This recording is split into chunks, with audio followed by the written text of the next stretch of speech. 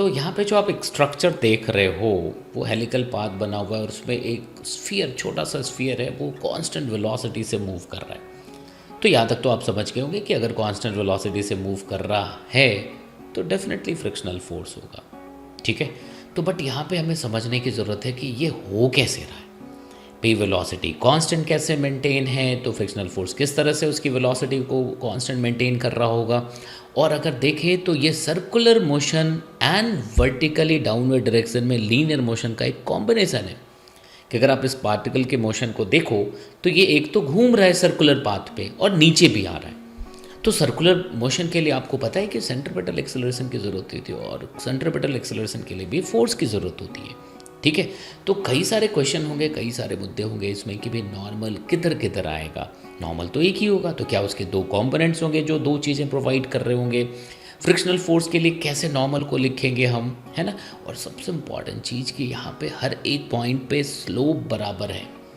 कहीं पे भी देखेंगे बड़ा यूनिफॉर्म सा ये हेलिकल पाथ बना हुआ है, तो कहीं पे भी चले जाएं देखें तो जो स्लोप है वो बिल्कुल ही बराबर होगा।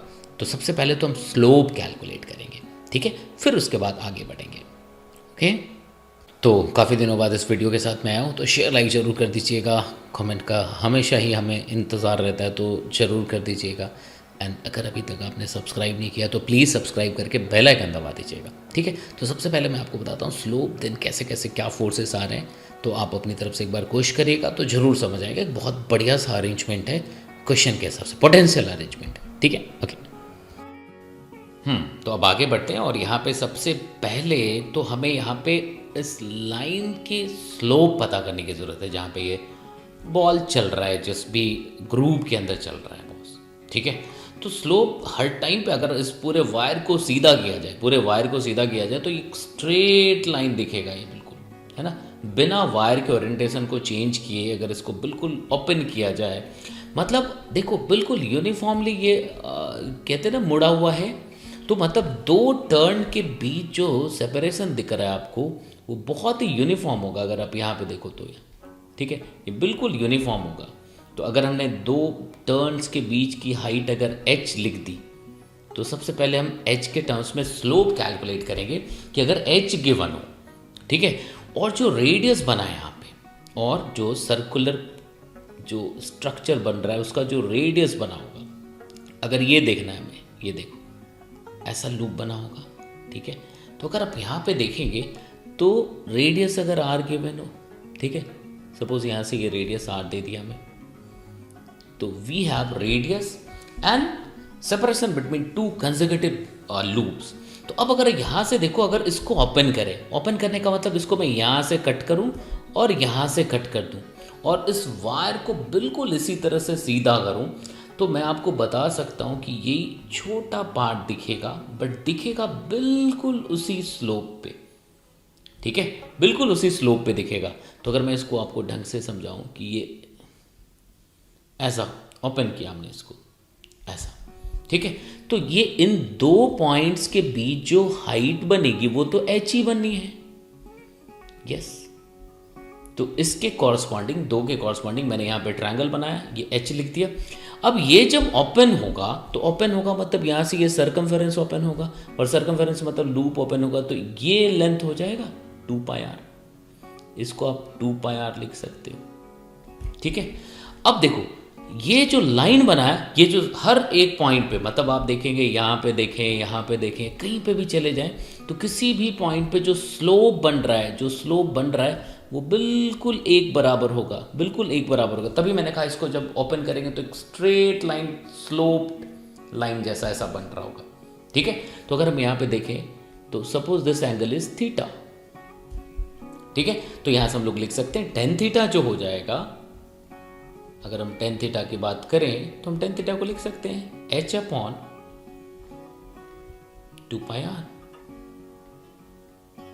तो सबसे पहली चीज कि टेन थीटा कैसे आएगा ये हमने बता दिया। ठीक है, अब हम उस बॉल की बात करते हैं। अब हम लोग उस बॉल की बात करते हैं तो उस बॉल पे क्या क्या हो रहा है।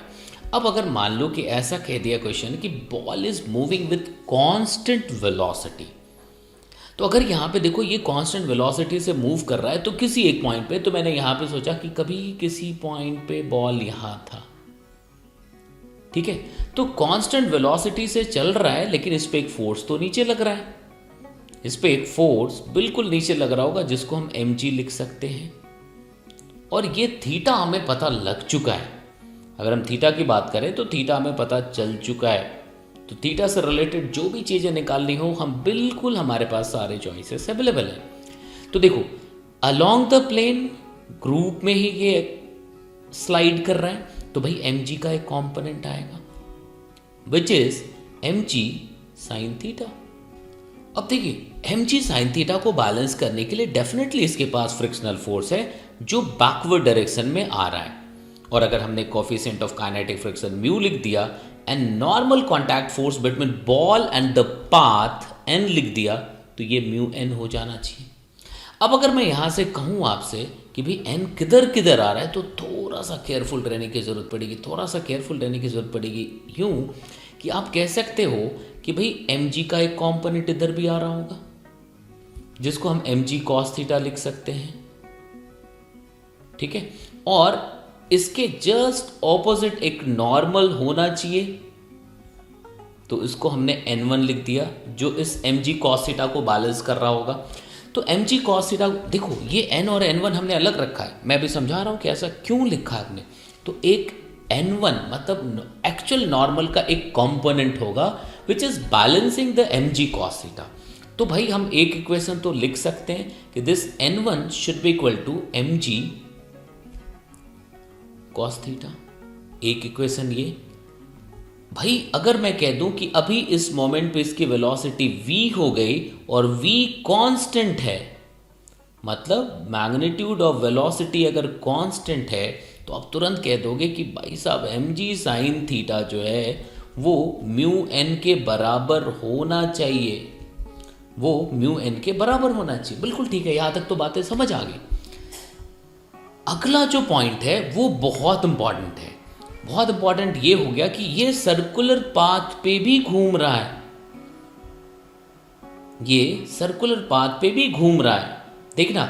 और सर्कुलर पाथ की अगर हम बात करें तो देखो, इसकी जो वेलोसिटी थी अगर हम यहां से देखें तो अलोंग दिस लाइन v है ना, तो v का एक कंपोनेंट आएगा, मतलब मैं यहां से देखूं कि ये इधर v लग रहा होगा, ठीक है, इसका एक कंपोनेंट इधर आएगा जो यहां से दिखाएगा। अच्छा, जैसे यहां पे मान लो पार्टिकल यहां पे, तो ये v का एक कंपोनेंट इधर आएगा जो v cos थीटा है, जो v cos थीटा है, और ये सेंट्रीपिटल एक्सेलरेशन में कंट्रीब्यूट कर रहा होगा।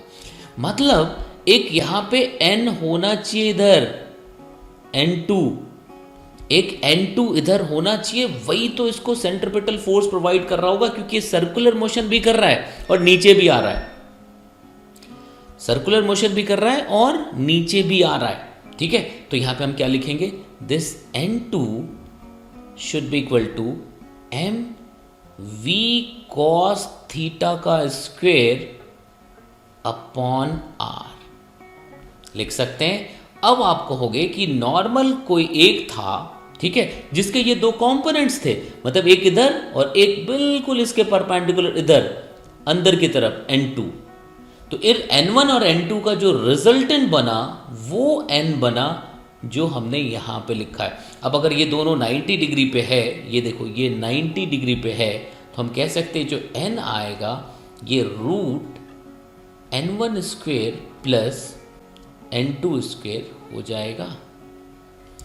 अब मैं आपको ढंग से समझाऊं यहाँ पे फिर से एक बार, तो अगर आप यहीं से देखो, तो अगर मान लो कि पार्टिकल यहाँ पे है, तो पार्टिकल यहाँ पे है, तो एक n इधर चाहिए जो इधर इसके परपेंडिकुलर जो mg cos थीटा को बैलेंस कर रहा होगा, तो देखो ये n इधर आ गया, और दूसरा n अंदर की तरफ होगा जो सर्कुलर मोशन के लिए सेंट्रीपिटल एक्सेलरेशन प्रोवाइड कर रहा होगा, ठीक है, और इधर mg cos theta mg sin theta होगा जिसको बैलेंस करने के लिए फ्रिक्शनल फोर्स इधर होगा।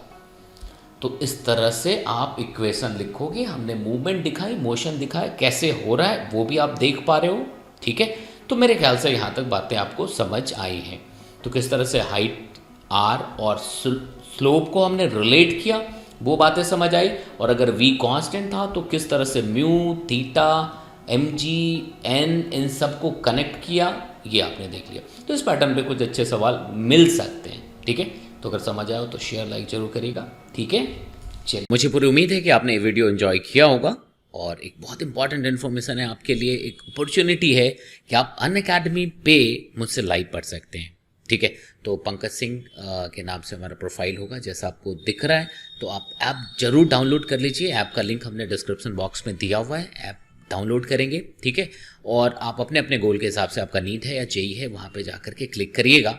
ठीक है, तो वहाँ पे आप स्पेशल क्लासेस को फ्री में एक्सेस कर सकते हैं, मतलब फ्री में आप पढ़ सकते हैं स्पेशल क्लासेस के थ्रू। फिर उसके बाद आपको सही है लगता है, आपको डेफिनेटली बहुत अच्छा लगेगा आपको, है ना, तो आप जो है वहाँ से फिर प्लस पे सब्सक्रिप्शन ले सकते हो। ठीक है, तो मेरे प्रोफाइल का लिंक इस वीडियो के साथ दिया हुआ है, और जो कोड यूज़ करेंगे आप, एक कोड पूछा जाएगा फ्री एक्सेस के लिए भी, तो कोड में आप Pankaj live PANKAJLIVE Pankaj live डालोगे। ठीक है, तो स्पेशल क्लासेस जो भी फ्री क्लासेस है वहाँ पे वो एक्सेस मिल जाता है आपको। ठीक है, फिर और टाइम के साथ मैं आपको डिफरेंट जानकारियाँ देता रहूँगा। ठीक है, तो पहले ऐप का लिंक और मेरे प्रोफाइल का लिंक दिया हुआ है, ये डिफरेंट फीचर्स है, मैं आगे बताऊँगा आपको। ठीक है, तो थैंक यू वेरी मच, आपने वीडियो एंजॉय किया एंड शेयर लाइक जरूर करिएगा बॉस। ठीक है, फिर मिलते हैं आपसे। ओके।